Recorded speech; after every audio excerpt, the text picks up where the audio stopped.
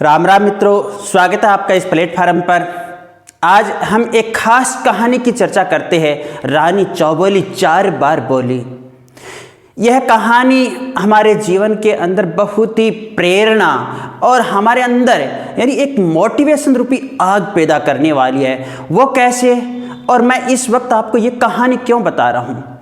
SI के पीछे exam हुई, रीट के पीछे एग्ज़ाम हुई, पटवारी के पीछे एग्ज़ाम हुई और कट ऑफ का सिलसिला चल रहा है कि कट ऑफ क्या रहेगी, क्या हमारा सिलेक्शन होगा, हम आगे क्या करें क्या नहीं करें। तो इससे अच्छा है इस कट ऑफ के बारे में तो हम जैसे ही कहानी के 4 प्रश्नों के उत्तर देंगे तो इन्हीं सभी कट ऑफ की भी चर्चा कर लेंगे। इससे पहले इस कहानी को समझते हैं कि ये कहानी क्या है। साथ बने रहिए। कहानी अगर अच्छी लगे तो आप वीडियो को लाइक ज़रूर कर देना। कहानी सबसे पहले कहानी का शीर्षक है रानी चौबोली 4 बार बोली। राजा भोज। कहानी सुनिए। एक समय राजा भोज हुआ करते थे और राजा भोज के 4 मित्र थे जिनका नाम क्रमशः था अगैया वेताल, माणक दे मधवान, कवड़िया जवारी और खापरा चोर। राजा भोज अपने समय के प्रसिद्ध शासकों में थे और राजा भोज जनप्रिय राजा भी थे, यानी जनता राजा भोज को बहुत अधिक सम्मान देती थी, सम्मान लायक ही वो कार्य किया करते थे। फिर भी देखिए राजा भोज को एक दिन एक व्यंग्य का सामना करना पड़ता है। वह व्यंग्य आपको भी सुनाई देता है। अभी जो परीक्षार्थी परीक्षा दे देता है उसके बाद में उसे प्रेरित कम किया जाता है और व्यंग्य अधिक सुनने पड़ते हैं। तो देखिए आप किस प्रकार व्यंग्यों से निजात पा सकते हो, इस राजा भोज की कहानी के माध्यम से हम चर्चा कर लेते हैं। राजा भोज अपने चारों दोस्तों के साथ जब भी समय रहता है मिलता है तो चौपड़पास वगैरह खेलते हैं और अधिकतर समय प्रजा की सेवा और राजकाज के कार्य में व्यतीत करते हैं। तो राजा भोज के कई रानियां होती है। राजा भोज के कई रानियां होती है। रानियां महलों में अकेली रहती है और राजा भोज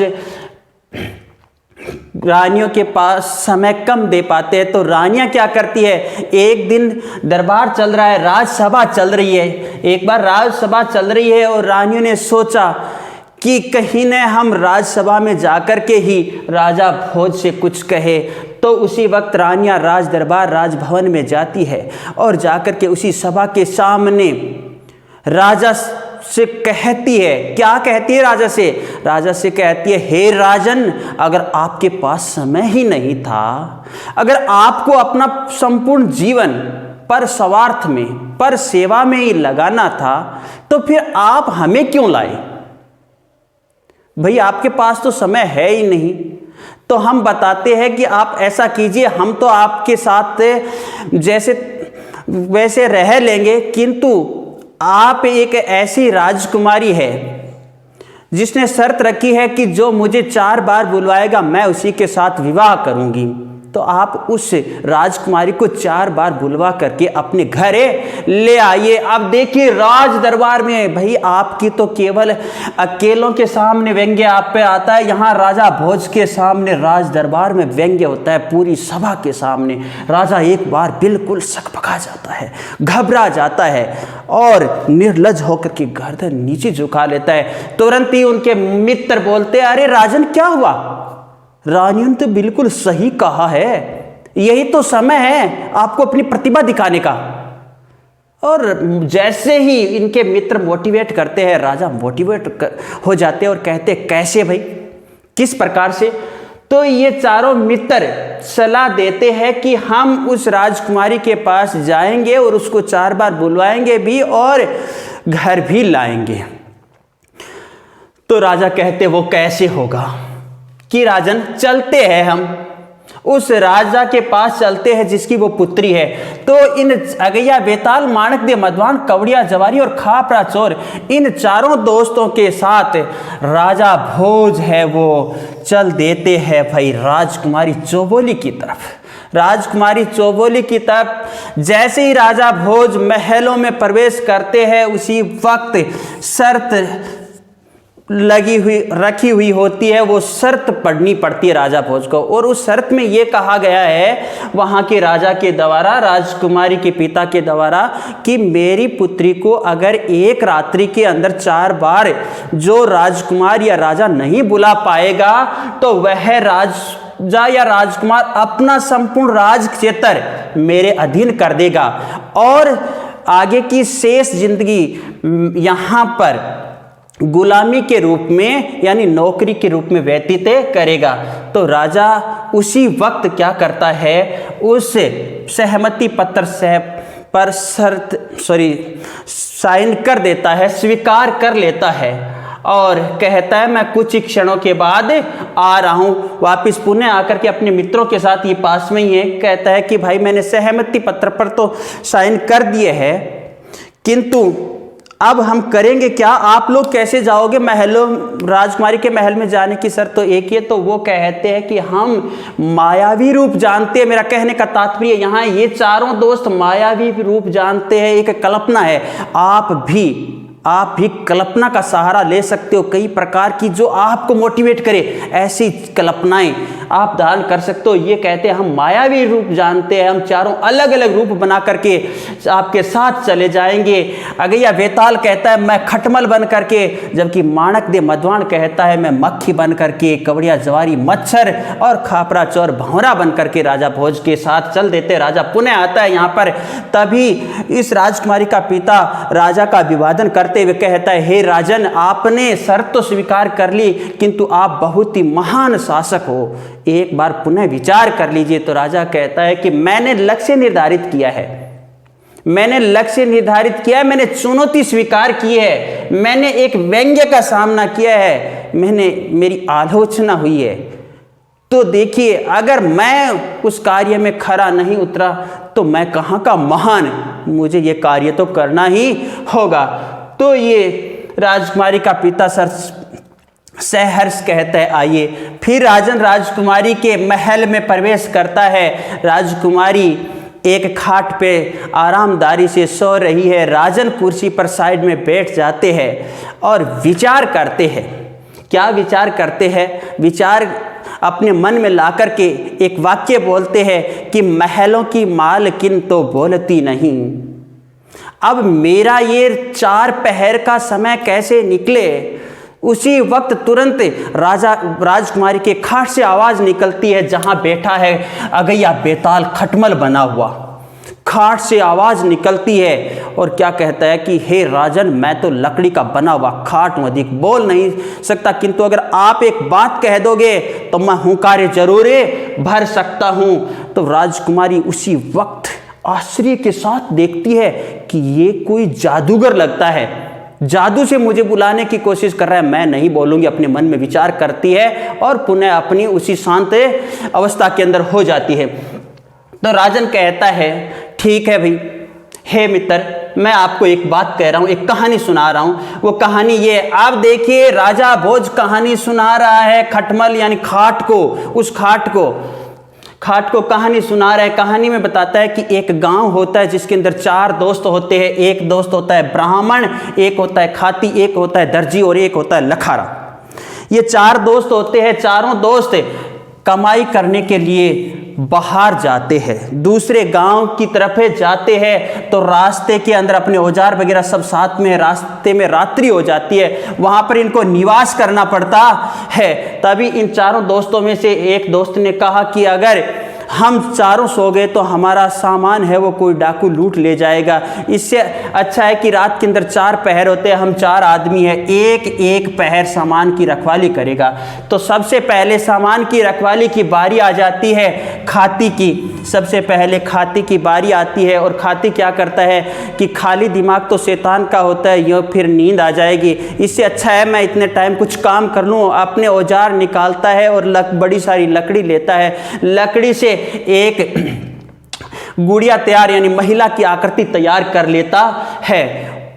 उसी के बाद दूसरी बारी आ जाती है दर्जी की, और दर्जी क्या करता है, जो गुड़िया बनती है उसके कपड़े सील करके पहना देता है। तीसरी बारी आती है किसकी, लखारा जी की आती है। लखारा क्या करता है, उसके चूड़े बना करके पहना देता है। और चौथी बारी आती है किसकी? ब्राह्मण की बारी आती है और ब्राह्मण अपने मंत्र बल के द्वारा उसके अंदर प्राण डाल देता है। वो एक महिला के रूप में सामने होती है उनके, और वो चारों ही मित्र अविवाहित थे। तो चारों मित्र झगड़ा करने लग जाते हैं कि ये इस महिला को मैं घर ले जाऊंगा, वो कहता है इस महिला को मैं घर ले जाऊंगा।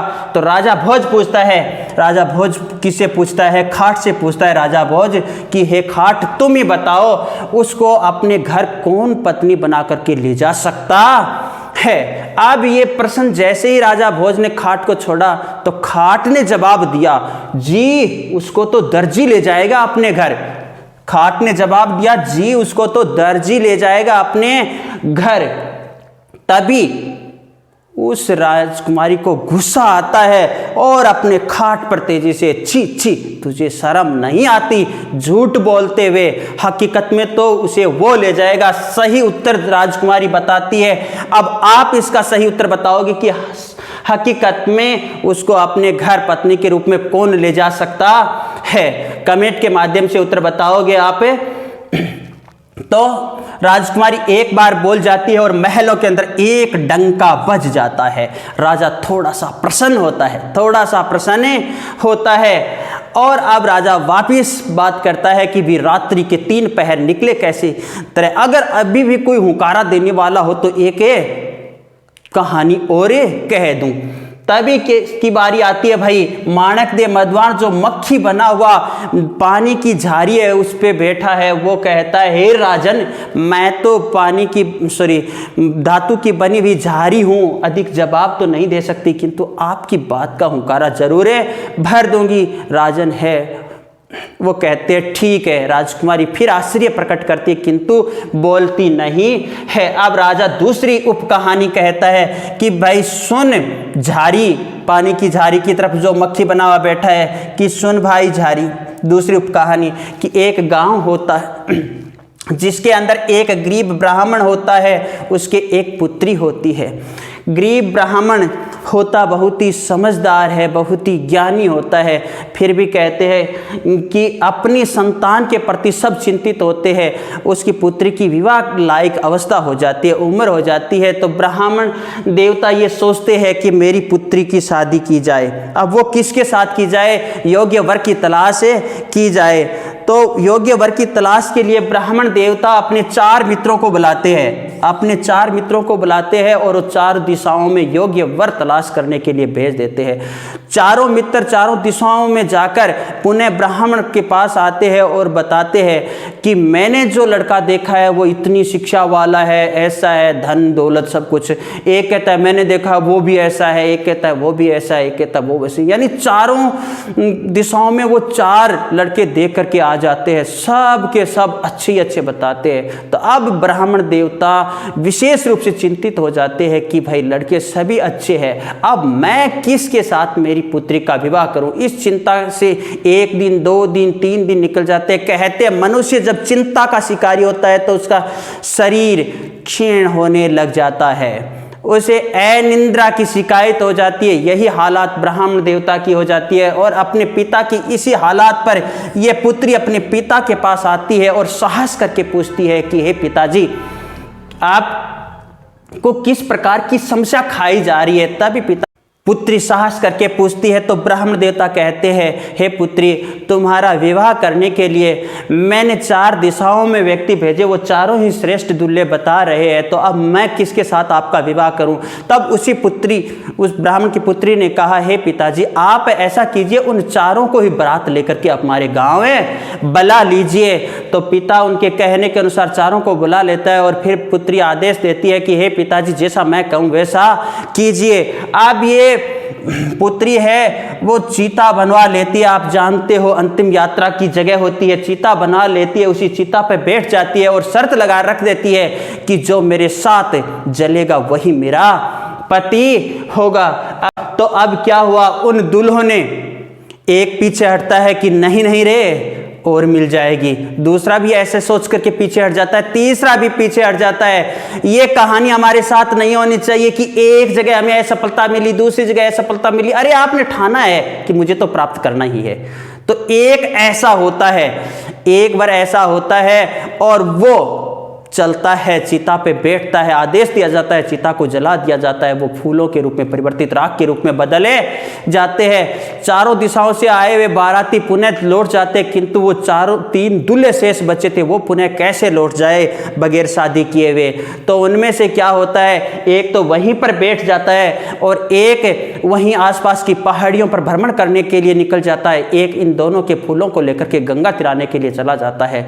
जो पहाड़ी पर भ्रमण कर रहा है उसे बूंटी मिलती है, वो बूंटी लेकर के पुनः यहाँ पर आता है। फूल तिराने वाला भी यहाँ पर आ जाता है और एक यहाँ बैठा ही है, एक साथ जला ही है। जैसे ही बूंटी ऐसे लगाई जाती है, वो चारों वापिस पुनः वो दोनों जिंदा हो जाते हैं, फिर आपस में लड़ने लग जाते हैं। वो कहता है ये मेरी पत्नी है, वो कहता है ये मेरी पत्नी है। राजा भोज उस झारी से पूछता है कि अब आप ही बताओ वो किसकी पत्नी होगी, उसका सही शर्तों में पति कौन होगा। तो झारी का जवाब तो उल्टा होना ही है। झारी क्या कहती है, झारी कहती है जी उसका तो जो उस राख का रुखाला रहा था, जो यहीं पर बैठा रहा था, वही उसका पति होगा। तभी राजकुमारी को रीस आती है और छी छी पवित्र जल को धारण करने वाली झारी, तुम्हें शर्म नहीं आती झूठ बोलते हुए? हमें कतई झूठ नहीं बोलना चाहिए।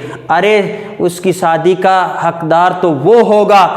आप सही जवाब कमेंट में जरूर कीजिए, अंत में जवाब दे दिए जाएंगे।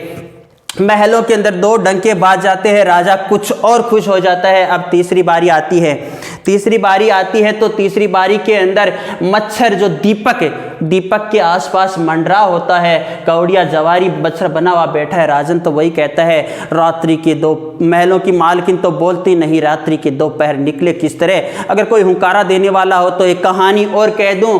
तो उसी वक्त दीपक बोलता है राजन मैं तो मिट्टी का बना हुआ हूँ, अधिक बोल नहीं सकता, किंतु अगर आप कहानी कहते हो तो आपकी कहानी का हुंकारा जरूर है भर दूंगा। तो राजा कहता है ठीक सुन भाई दीपक। अब राजा पुनः तीसरी कहानी शुरू करता है। वो कहानी क्या है कि एक नगरी होती है जिसके अंदर एक राजकुमारी होती है और एक मंत्री का लड़का होता है। एक राजकुमारी, एक मंत्री का लड़का और एक ब्राह्मण का पुत्र होता है।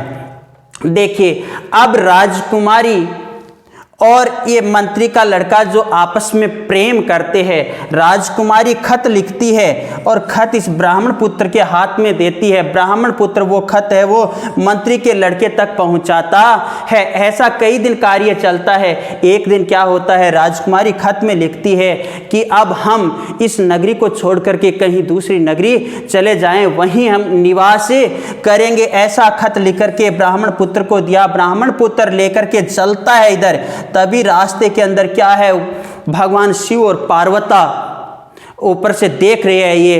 तभी पार्वता पूछती है कि ये ब्राह्मण पुत्र क्या कर रहा है ये। तब शिव जी पूरी कहानी बताते हैं। तभी पार्वता कहती है हे भगवान आपको मालूम है ब्राह्मण पुत्र सदैव विद्या के अंदर श्रेष्ठ रहता है और श्रेष्ठ ही रहना चाहिए, इसलिए इसे ज्ञान दीजिए। ये उसी वक्त शिव जी उसे ज्ञान दे देते हैं। तो ब्राह्मण पुत्र उसी खत को देख करके पढ़ता है। खत की भाषा देखते ही तुरंत वो समझाता है कि इसको छोड़िए, रात्रि के अंदर जैसा राजकुमारी ने कहा है वैसा मैं ही करता हूँ। राजकुमारी ने खत में लिखा था कि मैं घोड़ा लेकर के आऊँगी, आप उस स्थान पर तैयार मिलना। उसी स्थान पर पहुँच जाता है ये ब्राह्मण पुत्र और राजकुमारी जल्दबाजी में होती है। जल्दबाजी में हम किसी भी प्रकार का सही निर्णय नहीं कर पाते। राजकुमारी उसको बिठा लेती है और चल देते हैं दूसरे नगरी की तरफ, यानी घर छोड़ करके राजकुमारी भाग जाती है किसी के साथ। घर छोड़ करके राजकुमारी किसी के साथ भाग जाती हैं। तभी देखिए फिर सुबह जैसे होता है, राजकुमारी ब्राह्मण पुत्र को देखती है, देख करके उसे धिकारती है। उसी वक्त वो कहता है अब क्या करोगी, अब तो आप वापस तो जा नहीं सकती, तभी राजकुमारी एक रखी बनवा करके ले जाती है, वह ब्राह्मण पुत्र के रखी बांधती है। रखी एक जादुई होती है जिससे वो एक तोते के रूप में यानी पैरोट के रूप में बन जाता है। अब राजकुमारी अगली नगरी से निकल रही है, पैरोट उसके घोड़े के पीछे बैठा हुआ है। उसी वक्त बाज पक्षी उस पैरोट को मारने के लिए झपटता है। पैरोट अपनी जान को बचाने के लिए पास में बनी हुई एक हवेली होती है, उसी हवेली में घुस जाता है वो पैरोट। उस हवेली में जैसे ही वो घुसता है पैरोट, तो उस हवेली के अंदर एक राजकुमारी होती है जिसका नाम पड़ा होता है फूल कुमारी, क्योंकि उसका पिताजी सदैव उसे फूलों से तौलता है। प्रतिदिन उसका एक फूल वजन कम होता है। उसी राजकुमारी के कक्ष में वो पैरोट घुस जाता है। राजकुमारी उसको देखती है, उसके पास जाती है और उसके बंदी हुई रखी जैसे ही खोलती है तो वो एक नवयुवक बन जाता है। राजकुमारी उसके साथ बातचीत करती है और उसके साथ खेलती है। इसे राजकुमारी खुश रहने लग जाती है। खुश रहती है तो रह गए तो स्वाभाविक है वजन में वृद्धि होगी, राजकुमारी के वजन में वृद्धि होने लग जाती है।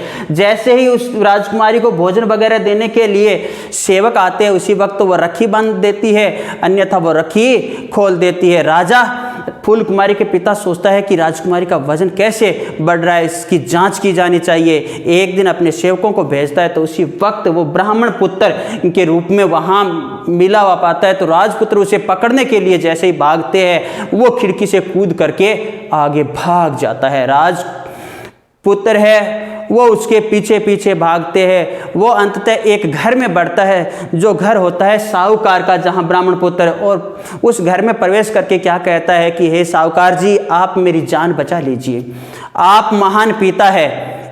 तो साहूकार कहता है ठीक है, आप ऐसा कीजिए, उस कक्ष के अंदर मेरी पुत्री है, उस कक्ष में आप चले जाइए। वो वैसा करता है। उसी वक्त क्या होता है भाई, उसी वक्त वो जो परिवार के लोग थे, जो नौकर वगैरह थे, वो वहाँ आ जाते हैं। वो कहते हैं हमें आपके घर की तलाशी लेनी है, राजवंश से भागा हुआ कोई आदमी आपके घर में प्रवेश कर गया है। तो साहूकार कहता है कि जी ले लीजिए। सभी कक्षों की तलाशी ली जाती है। अंततः वो उसकी पुत्री के कक्ष की तरफ जैसे जाने लगते हैं, उसी वक्त उनको रोक देता है साहूकार और क्या कहता है कि भाई उस कक्ष में मेरी बेटी और मेरा जवाई है, इसलिए आप उस कक्ष में नहीं जा सकते। उसी वक्त वो लोग पीछे वापिस चले जाते हैं। सुबह का समय होता है और उसी साहूकार की पुत्री कहती है, पिताजी आपने जिसको अपना जवाई राजा माना है, उसी के साथ मेरा विवाह भी तो आपको करना ही पड़ेगा। अब वापिस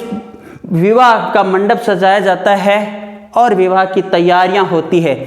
उसी वक्त क्या होता है कि मंडप पे बैठे हैं वो विवाह की जगह पर साहूकार पुत्री और भागा हुआ ब्राह्मण पुत्र। उसी वक्त वो फूल कुमारी भी आ जाती है और जो राजकुमारी उसको भगा कर ले गई थी वो भी आ जाती है। तीनों के अंदर झगड़ा शुरू हो जाता है कि ये मेरा पति है, ये मेरा पति है, ये मेरा पति है। तो राजा भोज पूछता है, हे दीपक, तुम ही बताओ असली वो पति किस उसका असली पत्नी कौन होगी। तभी देखिए जवाब दीपक देता है कि हे राजन, जो राजकुमारी भगा करके ले गई थी वही तो उसकी पत्नी होगी। और इधर राजकुमारी को बहुत रीस आती है। वो कहती है, छे छे छे पवित्र अग्नि को धारण करने वाले दीपक, तुम भी झूठ बोल रहे हो। अरे वो तो इतनी निर्लज्ज थी जिसने समाज की मान मर्यादा जीवन मूल्यों को भी ध्यान में नहीं रखा। अपनी संतान के लिए माँ बाप ही वर की तलाश करते हैं। जिस बाप ने कहा ये मेरा जवाई है, उसी की पुत्री का वो पति होगा। महलों के अंदर 3 डंके बाज जाते हैं, 3 क्वेश्चन खड़े हो जाते हैं। अब बारी आती है, चौथा पात्र खापरा चोर है। 3 बार बाज गई, 4 बार बुलाने की शर्त है। खापरा चोर जो भंवरे के रूप में बना हुआ वहाँ ऊपर भाव भाव भाव घूम रहा है और थोड़ी देर बाद में वो विचार करता है। विचार करते हुए भंवर बोलता है, वाह वाह राजा भोज, वाह रानी चौबोली के भरतार। जैसे ही भंवर रानी चौबोली का भरतार नाम लेता है, उसी वक्त राजकुमारी को वापिस रीस आती है, क्रोध आता है और क्रोध में वो क्या कहती है कि इसने कब मेरे साथ शादी की थी जो मेरा भरतार हुआ। उसी वक्त खापरा चोर कहता है, राजकुमारी जी की नहीं थी, अब कर लेगा, चौथा डंका बाज गया है। इसी प्रकार राजकुमारी का विवाह राजा भोज के साथ हो जाता है और राजा भोज अपनी नगरी राजकुमारी को शर्त के अनुसार ले आते हैं। तो देखिए मित्रों, ये एक कहानी नहीं है, अपने जीवन में हमें उतारनी चाहिए। ये बहुत सारी हमें शिक्षा देनी है। राजा भोज की तरह मोटिवेट आपको होना है। एक प्रयास नहीं, 2 प्रयास नहीं, 3 प्रयास नहीं, 4 प्रयास में तो सफलता मिलेगी। सफलता आपको निश्चित मिलने वाली है। ये कहानी हमारे जीवन में क्या बदलाव कर सकती है? देखिए, हमारे सामाजिक जीवन के मूल्यों के अनुरूप व्यवहार करना है। मैंने कहा अंत में उत्तर बताऊंगा। दूसरी कहानी का जो किसके साथ, यहाँ पर देखिए लखारा के साथ शादी की जाएगी। ये तो माँ बाप की भूमिका में ही हो गए। यहाँ पर जो शर्त के अनुसार साथ जला था उसके साथ शादी होगी। और ये कहानी क्या शिक्षा दे रही है? देखिए, सबसे पहले मैंने एक वाक्य लिखा है कि जीवन संघर्ष है, सफलता मात्र एक क्षणिक आनंद है। जीवन संघर्ष है, सफलता मात्र एक क्षणिक आनंद है। तो इसलिए अगर आपके अंक कम बन रहे हैं तो आप घबराइए मत, किसी भी अगली परीक्षा के अंदर अंक अच्छे बन जाएंगे। ये कहानी क्या क्या शिक्षा दे रही है? देखिए, पहला, लक्ष्य प्राप्त करने के लिए विचार विमर्श करके तैयार होना चाहिए। जैसे राजा भोज और 4 मित्र मंडली के साथ विचार किया गया। व्यंग्य का जवाब सफलता प्राप्त करके देना चाहिए। मैंने कहा था कि आपके ऊपर भी अब कई व्यंग्य आते हैं। वो लोग जो आपको कभी फोन नहीं किया करते थे, वो लोग जो आपके बारे में कभी पूछते ही नहीं, आपने जैसे ही परीक्षा दी आपको पूछते हैं। क्या हो सकता है, मैं मानता हूं वो आपका भविष्य अच्छा भी चाहते होंगे, किंतु हो सकता है व्यंग्य भी देते होंगे और आप उसी वक्त माइंडली रूप से डिप्रेशन में आ जाते हो। तो ऐसा नहीं करना है। व्यंग्य का जवाब आपको अपने लक्ष्य प्राप्त करके ही देना चाहिए। ठीक है, कल्पना को अपने जीवन का आधार बनाना चाहिए। देखिए, यहाँ पर कल्पना की गई है, चारों काल्पनिक रूपों में आते हैं, यहाँ सभी की सभी कल्पना बनाई गई है। तो कल्पना को अपने जीवन में आपको आधार देना है। हार को जीत में बदलने के लिए पागल हो जाना। देखिए, राजा भोज की जो कहानी आपने सुनी है, हार को जीत में अगर बदलना है तो आपको पागल बनना ही पड़ेगा। पागल अपने लक्ष्य को प्राप्त करने के लिए पागल आपको होना ही पड़ेगा। अब बात आती है कट ऑफ की। तो देखिए, पटवारी, एसआई, ग्राम सेवक और रीट, जिनके भी अच्छे अंक बन रहे, सब के सब का सिलेक्शन होने वाला है। मैं ये कहूँगा अब आपको इस कट ऑफ के दायरे से बाहर निकलकर तैयारी करनी चाहिए। फिर मिलेंगे हम अगली क्लास में। तब तक के लिए जय भारत, जय हिंद।